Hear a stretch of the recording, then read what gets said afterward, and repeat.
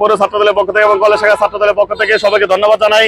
আমরা শুধু একটা মেসেজ ক্লিয়ার করে দিতে চাই, সারা বাংলাদেশে যে ধর্ষণের শিকার হচ্ছে, গুমের শিকার হচ্ছে এই বর্তমান সরকার যারা রয়েছেন, আপনারা অতি দ্রুত যারা এই ঘটনার সাথে ধর্ষণের সাথে জড়িত থাকবে অতি দ্রুত তাদের বিচারের আওতায় এনে সর্বোচ্চ শাস্তি আমরা কামনা করতেছি। ঘাটাইল উপজেলা ছাত্রদল আমরা যখন আন্দোলন সংগ্রামে ফেসিস্ট খুনি হাসিনা সরকার আমলে আমরা যেভাবে রাজপথে ছিলাম, বর্তমানে আমরা সেইভাবে উপজেলা ছাত্রদল কলেজ শাখা ছাত্রদলের নেতৃবৃন্দ আমরা ঐক্যবদ্ধ হয়ে আমরা যে কোনো আন্দোলন যে কোনো কর্মসূচি আমরা পালন করব।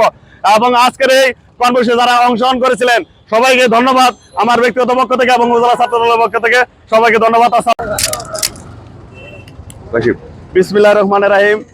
সারা দেশব্যাপী নারীদের সহিংসতা, নির্যাতন, ধর্ষণ এবং গুম প্লাস আইন শৃঙ্খলা বাহিনীর অবনতির প্রতিবাদে আজকে মানববন্ধনে উপস্থিত হয়েছেন ঘাটাইল উপজেলা ছাত্রদলের বিপ্লবী আহ্বায়ক নাসিরউদ্দিন রনি, উপস্থিত হয়েছেন ঘাটাইল উপজেলা ছাত্রদলের সিনিয়র যুগ্ম আহ্বায়ক সনর রহমান সোহান, উপস্থিত হয়েছেন উপজেলা ছাত্রদলের যুগ্ম আহ্বায়ক